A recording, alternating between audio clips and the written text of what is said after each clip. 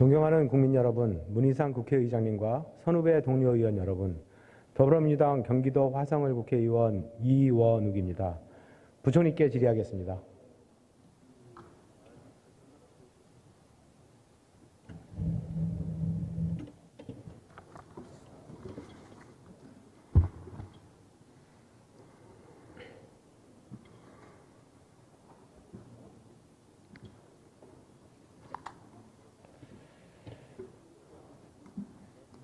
부총리님, 코로나19가 우리 경제에 주는 충격에 대해서 말씀 좀 해주십시오. 예, 코로나19 사태로 인해서 국내 경제 여러 가지 지표상으로 어려움이 실제로 확인이 되고 있습니다. 국내 경제에 미치는 영향도 좀 우려가 되고요. 중국 경제가 하향 조정되고 또 글로벌 경제까지 영향을 미쳐서 다시 한국 경제에 미치는 영향이 있을 거로 생각이 됩니다. 저로서는 1사분기뿐만 아니라 금년도 전체적인 경제 성장률에도 여러 가지 부정적인 영향이 있을 수 있다고 그렇게 생각을 합니다. 네, 대통령께서 국무회의에서 말씀하셨듯이 비상경제 시국인데요. 서민 경제는 파탄에 가깝다고 하소연하고 있습니다. 모건 스탠리, 노무라증권 등은 코로나19 영향으로 인해 올해 우리나라 경제에 대해서 0%의 경제 성장률을 예측하고 있기도 합니다. 0% 성장 가능성은 없는 건가요? 제가 보기에 일각에서 한두 기관이 그런 얘기를 하지만은 전체적으로 컨센서스가 이루어진 거는 이제까지는 코로나19 사태로 인해서 한국 경제가 한 0.2% 정도, 0.2%포인트 정도 낮아지지 않겠냐는 것이 대개 대체적인 의견이고요.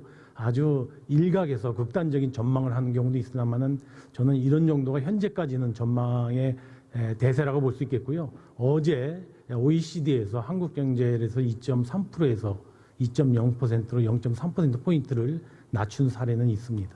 WHO에서는 팬데믹 가능성까지 예고하고 있습니다. 만약에 그런 상황, 최악의 경우까지도 예측을 해서 경제에 대한 전망을 해야 하는 것이 국민들의 불안을 최소한 줄이는 것이 아닌가라고 생각이 됩니다. 만약에 0% 가능성이 성장 가능성이 있는 분석이라고 한다면 수출과 내수의 위축에 따른 경제 상황을 감안해서 우리나라 GDP의 1.800조, 거기에 1.1%인 20조 원 이상의 추경이 필요하다고 생각하는데요. 의원님, 추경 규모라기보다는 정부가 지난 1월 말부터 해왔던 정책을 저희가 1, 2단계로 크게 대책을 시행하고 있습니다. 1단계 대책이 저희가 금액적으로 4조 원 정도가 되고요. 지난 금요일 날 발표했던 패키지 대책이 16조가 되겠습니다. 이미 20조 원 정도의 대책을 추진을 하고 있고요. 아마 내일이나 모레 정도에 국회에 제출할 예정입니다만 추경이 저는 10조 원 이상 규모로 이제 준비가 되고 있다는 말씀을 드립니다. 추경까지 합해진다면 저는 30조 원 규모의 대책이 추진되지 않을까 이렇게 생각이 됩니다.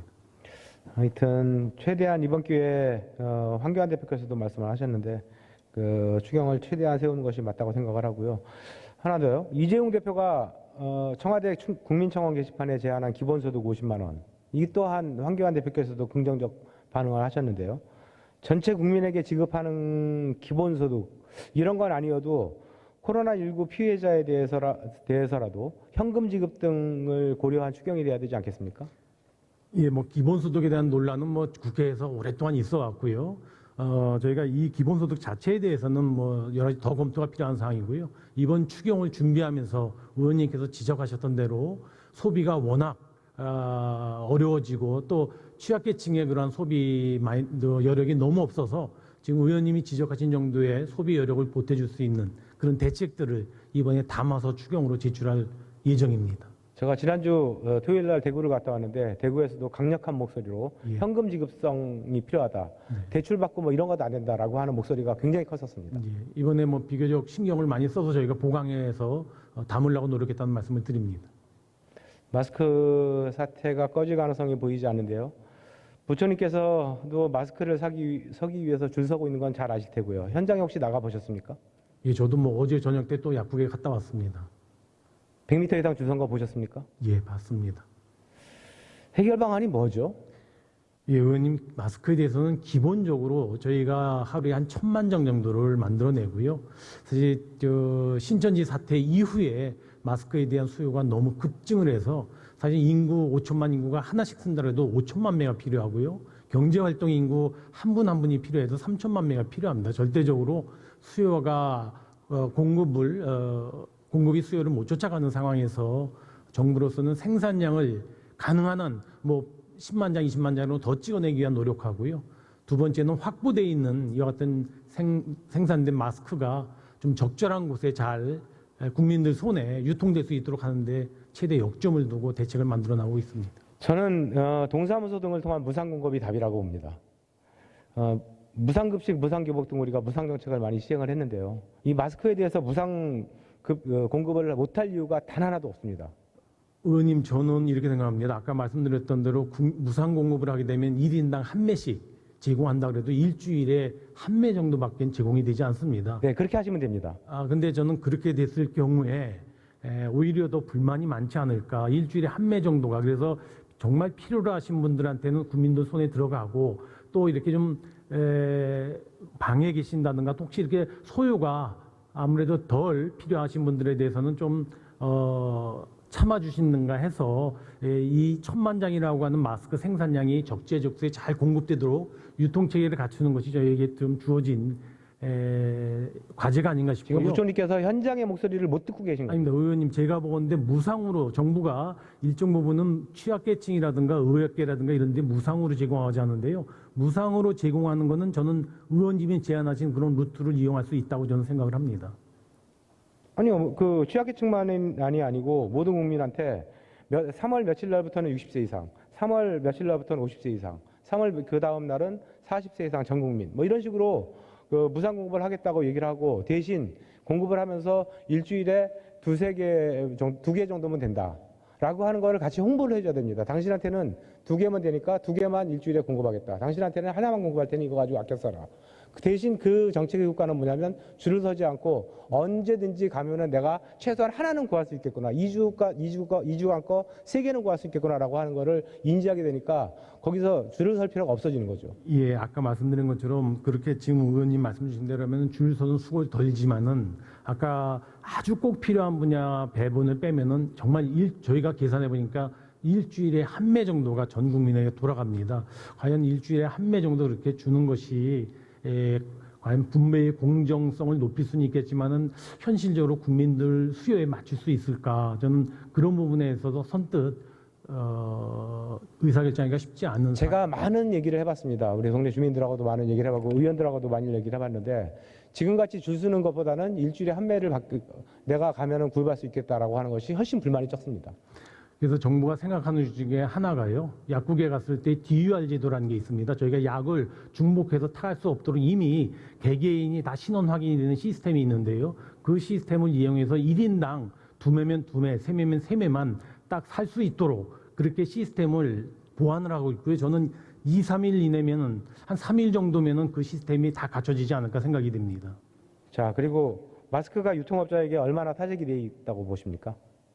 정부가 지속적으로 사재기한 매점 매석을 단속하고 있지만은 또 적발되지 않는 많은 부분이 있을 거로 생각이 돼서 그런 부분이 유통시장으로 나오게 하는 것도 중요한 대책 중에 하나라고 생각을 합니다. 네, 국세청이나 경찰 등을 통해서 이런 사정기관을 통해서 강력한 대책을 세우면 얼마든지 잡아낼 수 있습니다. 예. 국세청이 그걸 전산화돼 있기 때문에 모를 리가 없지 않습니까? 네. 근데 왜 안 세우는 거죠?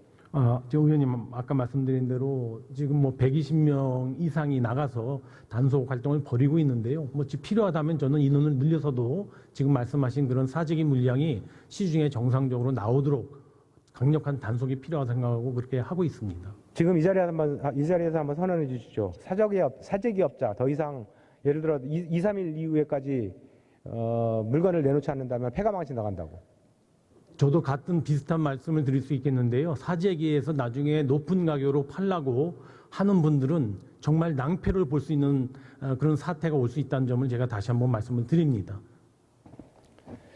네, 다음 주제로 넘어가겠습니다.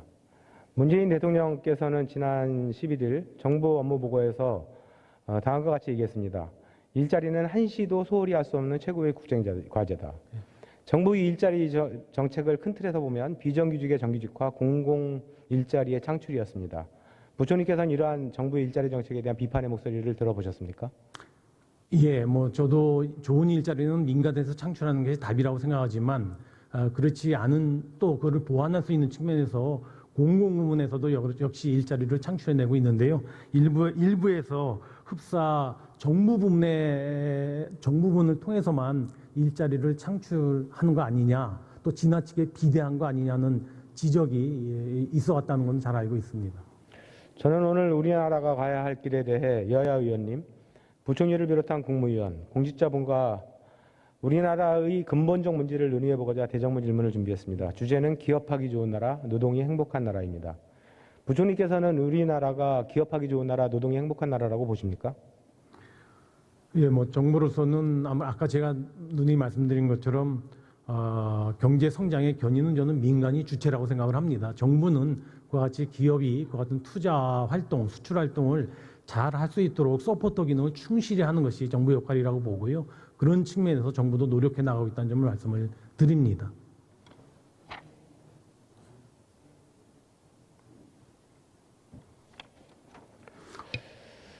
OECD는 우리나라의 잠재 성장률을 계속해서 지난번에 2.5%로 낮췄는데요. 우리 경제에 근본적인 문제가 있다고 본 것 같습니다. 부총리께서는 올해 정부 성장률 목표치인 2.4% 달성할 수 있다고 보십니까? 이 코로나19 사태가 없었을 경우에는 저는 뭐 충분히 가능했다고 생각을 합니다. 다만 저희가 정확히 예단해서 예측할 수는 없지만 코로나19 사태로 인해서 일정 부분 영향이 있을 수 있다고 생각을 하고요. 그거는 이번에 코로나19 사태의 전개 상황과 종식 시기 또 경제에 미친 영향을 조금 더 지켜보고 판단해야 될 문제가 아닌가 싶습니다. 코로나로 인한 하락 요인을 제외하고 성장률을 달성하기 위한 핵심은 어떤 것이라고 보십니까? 정부가 가장 역점을 뒀던 것은 민간에서 정부, 민간, 공공부문에서의 100조 원 투자가 제대로 이루어지는 거 하나와 또 혁신성장이 제대로 작동이 돼야 되겠다. 그런 측면에서 올해 경제정책 방향을 수립하면서 정부가 역점적으로 추진하고자 하는 포인트가 있었는데요. 이번에 코로나19 사태로 인해서 상당 부분 그와 같은 정책의 틀이 좀 속도가 좀 늦어진다든가 또는 틀이 좀 흔들리는 측면이 있어서 그걸 좀 보완하도록 노력을 하겠습니다. 문재인 정부 들어서 기업의 민간 부분의 투자가 활성화되지 못하고 있다라고 하는 지적들이 굉장히 많은데요. 우리 기업들이 투자하지 않는 이유를 살펴보면 첫째는 어디에 투자해야 될지 모르겠다. 둘째는 기업이 투자하고 싶지 않다. 이런 것 같습니다. 물론 투자할 곳을 찾는 것은 기업의 몫이지만 기업이 투자하고 싶지 않다라는 점, 요거는 기업의 책임만으로는 돌릴 수 없으리라고 생각합니다. 저는 규제와 노동이라고 생각을 합니다. 대한상공회의소가 지난해 12월 300개 국내 기업에게 기업 관련 법안 중 긴급한 게 뭐냐고 물었더니 77.3%가 규제 개선 법안, 73.4%가 근로시간제 보완 등 고용 노동 분야 법안이라고 응답했습니다. 어떤 경제신문의 조사도 화면에 보시는 바와 같이 비슷한 결과가 나왔습니다. 규제개혁과 노동 분야에 대한 변화 없이는 기업의 투자는 촉진되지 못할 것이라고 보는데 동의하십니까? 예, 의원님 말씀에 뭐 전적으로 동감을 합니다. 전체적으로 정부로서는 기업이 투자할 수 있는 분위기를 만들어주는 게 중요한데요. 규제를 혁파해주고 지금 노동시장에 그런 경직성을 좀 완화시켜주는 것이 정부로서도 과제라고 생각을 합니다. 부총리, 두 개의 도시가 있습니다. 어떤 도시는 회사가 직원에게 복지비를 줄 때 상품권만 주라고 얘기를 합니다. 다른 도시는 복지비를 줄 때 현금으로는 절대 주지 마라 라고 얘기를 합니다. 이 도시의 회사는 상품권과 마일리지, 과상화폐, 페이, 인터넷 포인트 등 현금을 제외한 모든 수단을 동원해가지고 복지비를 줄 수 있습니다. 그렇죠? 네. 부총리께서 생각하시기에 어떤 도시에서 혁신성장이 일어나겠습니까? 당연히 후자가 되겠습니다. 그리고 만약에 부총리께서 창업을 하신다면 어떤 도시에서 하시겠습니까? 뭐 또 후자 도시에서 당연히 하겠습니다. 네, 너무나 당연하죠. 근데 우리나라는 전자의 규제 시스템을 갖고 있지 않습니까? 포지티브 규제 시스템. 그렇게까지 왔는데 제가 보기에 문재인 정부 들어서 가장 큰 변화가 저는 네거티브 시스템의 정착이라고 생각을 합니다. 대표적인 게 규제 샌드박스가 되겠고요. 저희가 2017년도에 9월 달에 발표한 문재인 정부 규제혁신 방향에, 기본 방향에 지금 의원님께서 강조하시는 네거티브 시스템을 도입해야 되겠다, 정착시켜야 되겠다는 것이 3대 축 중에 하나라고 그렇게 말씀드릴 수 있겠습니다.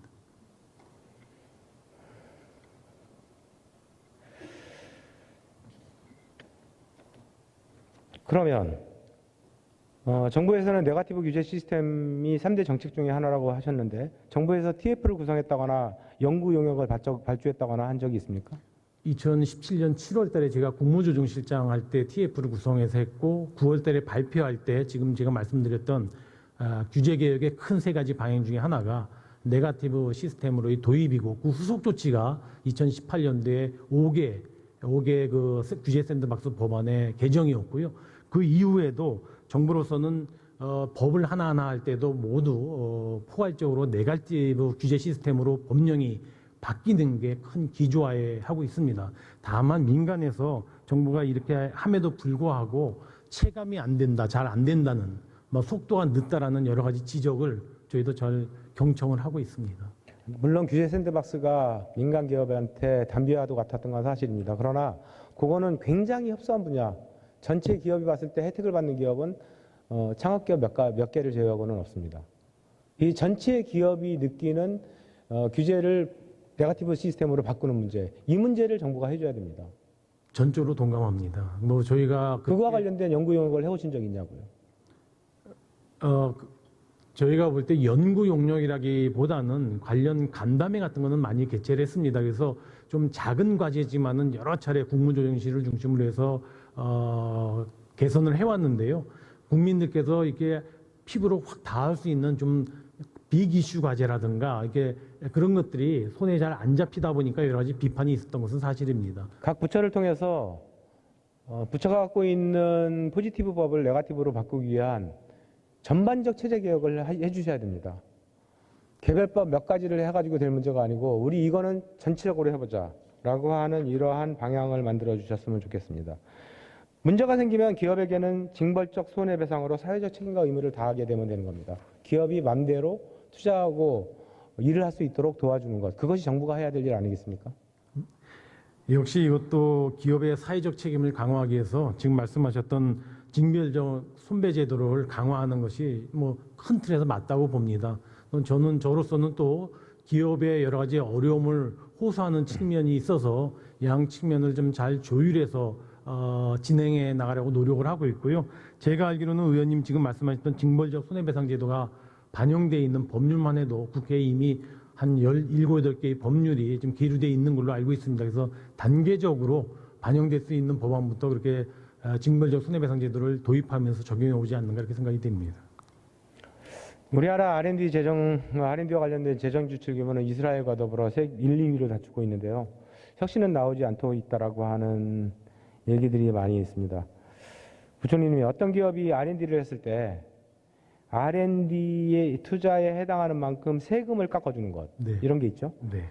그리고 또 정부 예산으로 R&D를 공모해가지고 지원해주는 것, 어느 것이 국민 세금을 아끼고 사업화 성공률을 높이는 방법일까요? 이 R&D 관련해서는 지금 의원님 지적하신 대로 세액공제와 같은 세제 지원하는 방안이 있고 재정에서 직접 지출해 줄 수 있는 방안이 있는데요. 저는 그 R&D가 목적이 뭔가에 따라서 조금 장단점이 있지 않는가 싶고요. 정부는 둘 다 활약을 하고 지원을 하고 있습니다. 그래서 R&D의 비용 부담을 완화시키는 측면이라면은 세액공제가 더 유리하겠고요.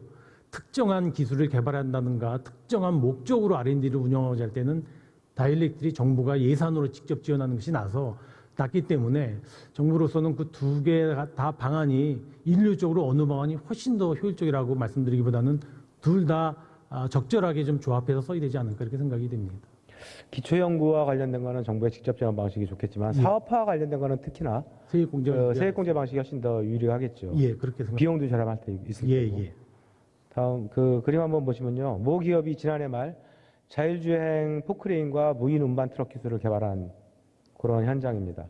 그 회사가 기술을 개발하는 데 들인 비용이 100억 원 정도. 개발 기간은 기획 기간을 포함해서 3년 걸렸습니다.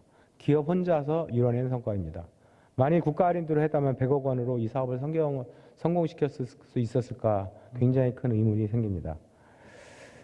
지금 신성장 동력 원천기술 R&D에 대한 세액공제 제도가 어떻게 되어 있습니까? 예, 지금 신성장 원천기술 R&D는 세액공제 주는 거에 가장 대표적인 세액공제 사례가 되겠습니다. 지금 의원님 말씀하신 대로 신성장 원천 R&D에 대해서는 원천기술 R&D에 대해서는 다른 부분보다도 더 우대해서 저희가 이 30%에서 40%까지 세액공제를 해주고 있고요. 특히 대기업보다는 중소기업 쪽에 더 우대를 해주고 있습니다.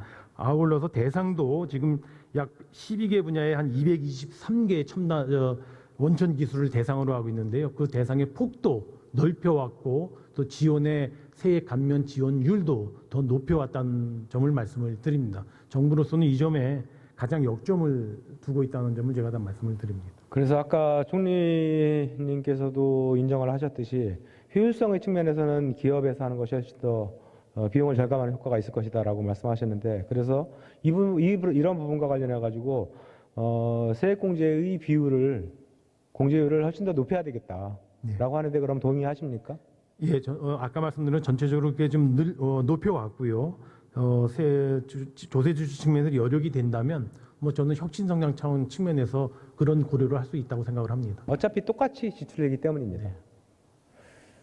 그리고 아까 김상우 의원님께서 질문하신 내용 중에서 최저임금 52시간에 대해서 문제에 대해서 대통령께 아무런 얘기도 하지 않는다. 여당 의원들이.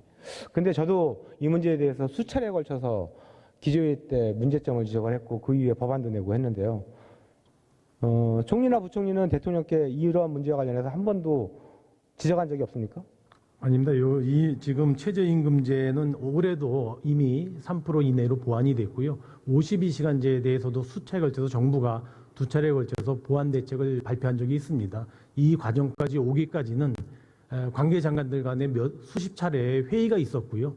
이렇게 결정된 거에 대해서는 대통령께 보고도 드리고 또 정례적으로 보고 드릴 때 보고 드리고 같이 충분히 협의해서 그런 보완 방향이 만들어졌다는 것을 말씀을 드립니다.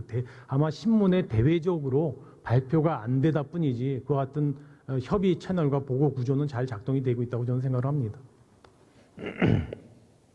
부총리님, 대기업과 공공부문 정규직에 취직하는 청년의 수가 한 해 얼마나 되는지 혹시 아십니까? 뭐 정년 고용자 중에 한 10% 남짓 정도 되는 걸로 알고 있는데 한 7, 8만 정도 되지 않을까 싶습니다. 보통 이제 연간 7만 명 정도. 청년 중에 10% 정도만 됩니다. 그러면 청년 취업준비생 중에 공시생의 비율은 알고 계십니까? 저희가 최근에 조사한 바로는 34.7%인가 그렇게로 알고 있습니다. 한 33, 4% 정도. 네, 맞습니다. 정부에서는 이런 현상이 발생하는 근본 원인이 뭐라고 생각하시죠?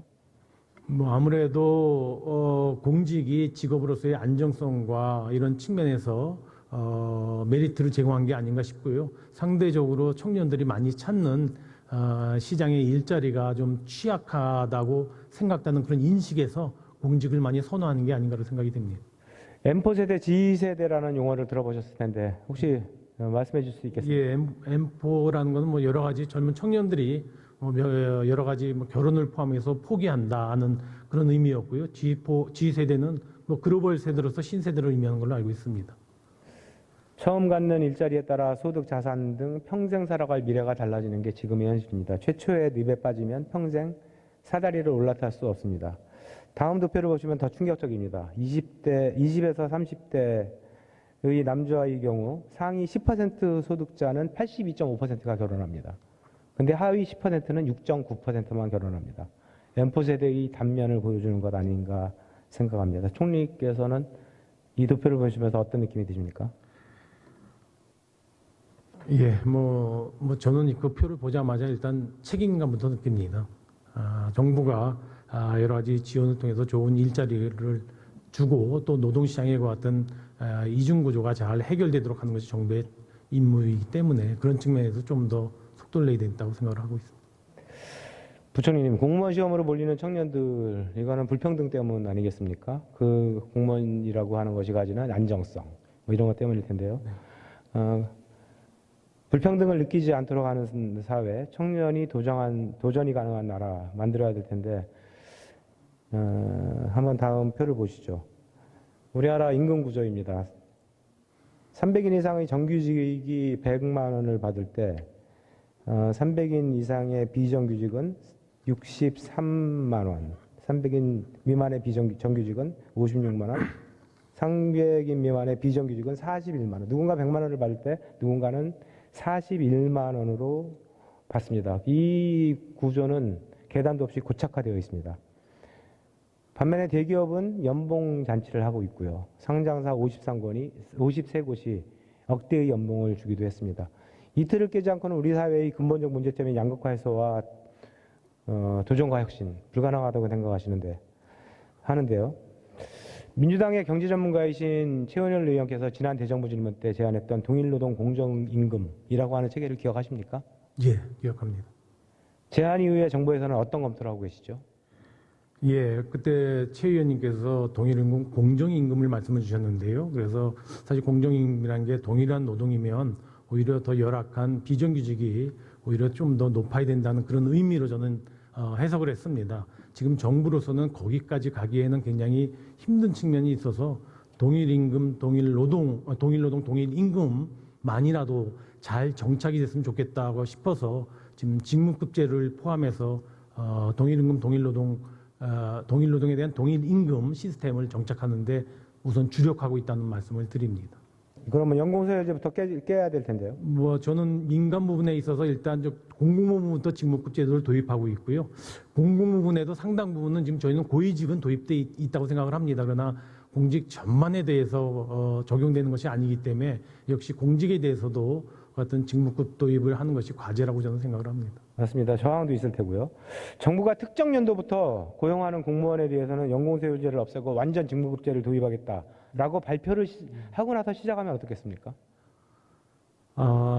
저는 그것이 공무직의 경우에는 직위분류제가 사실은 잘 정착이 돼야 지금 직무급, 소위 직무에 따른 임금값이 제대로 나오는데요. 지금 말씀하신 대로 특정한 시점부터 직무급을 하게 될 때는 특정한 시점부터 직위분류제가 제대로 잘 정착이 돼야 개별 직무에 대한 값이 매겨지는데 그렇지 않은 공직자하고 그런 공직자하고 섞어서 하기가 좀 쉽지 않을 것 같긴 한데요. 저는 장기적으로는 의원님 말씀하신 그런 방향으로 가야 된다고 생각을 합니다. 장기적으로 뭐 20년, 30년 있다는 의미 없는 거고요. 네. 그 장기적이라고 하는 건 언제쯤이시죠? 저는 지금도 인사혁신처가 중심이 돼서 지금 부분적으로 도입을 하고 있고요.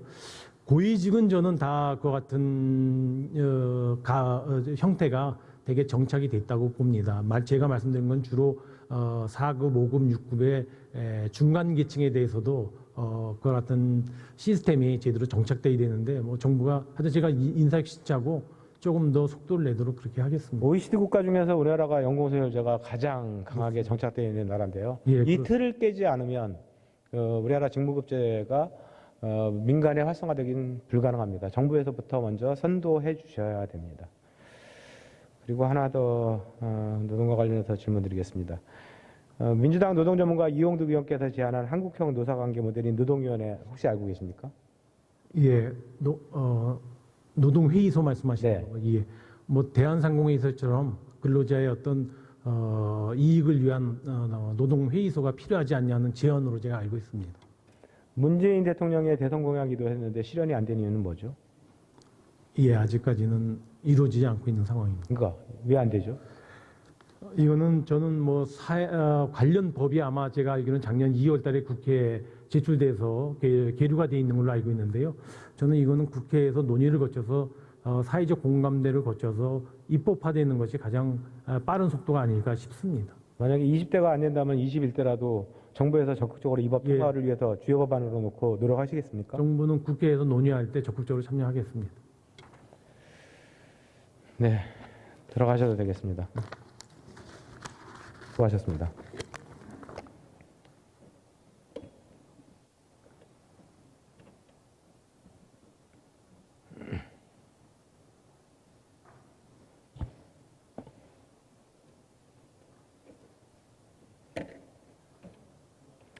국민 여러분, 선배 동료 의원 여러분, 눈을 조금만 더 크게 뜨면 보입니다. 먼저 우리 주위의 노인을 보십시오. 그분들은 6.25 때 한국 전쟁에서 나라를 지키고 베트남 전쟁에 참전했습니다. 국가는 그때 벌어들인 돈으로 포항제철을 만들었습니다. 우리나라 경제 발전의 원동력이 됐습니다. 열사의 땅 중동에서 땀 흘리며 일해온 분들입니다. OECD 평균 노인 빈곤율은 14.8%, 우리나라의 노인 빈곤율은 43.8%로 압도적 1위입니다. 아동의 상대적 빈곤율이 12.3%에 이르나 아동 청소년 복지 예산은 OECD 평균 2.3%와 비교할 때 비교할 수준도 안 되는 0.1%에 불과합니다. 양극화는 어떻습니까? 우리나라는 OECD 국가 중 미국에 이어 두 번째로 임금 불평등이 심한 나라입니다. 결과는 0%의 세계 최저의 출산율로 나타났으며 한국 사회의 절망을 얘기하게 됐습니다. 근본적 개혁의 깃발을 들어야 합니다. 기업은 외적 규제가 아니라 엄격한 자기 규제하에 창의성과 도전을 위한 길을 활짝 열 수 있어야 합니다. 매일매일 출근길이 지옥에 가는 듯한 노동이 아니라 가고 싶은 직장, 그곳에서 삶의 희망을 개척하는 일자리가 되어야 합니다. 오늘 저는 기업하기 좋은 나라, 노동이 행복한 나라라는 주제로 정부와 말씀을 나누었습니다. 기업은 규제와 노동에 대한 두려움이 없이 상상의 날개를 마음껏 펼치고 고용을 확대할 수 있어야 합니다. 노동은 공정임금 체계에서 어떤 일자리라도 행복한 노동을 할 수 있어야 합니다. 이를 위해 사회적 대타협이 절실합니다. 식물국회의 오명을 안고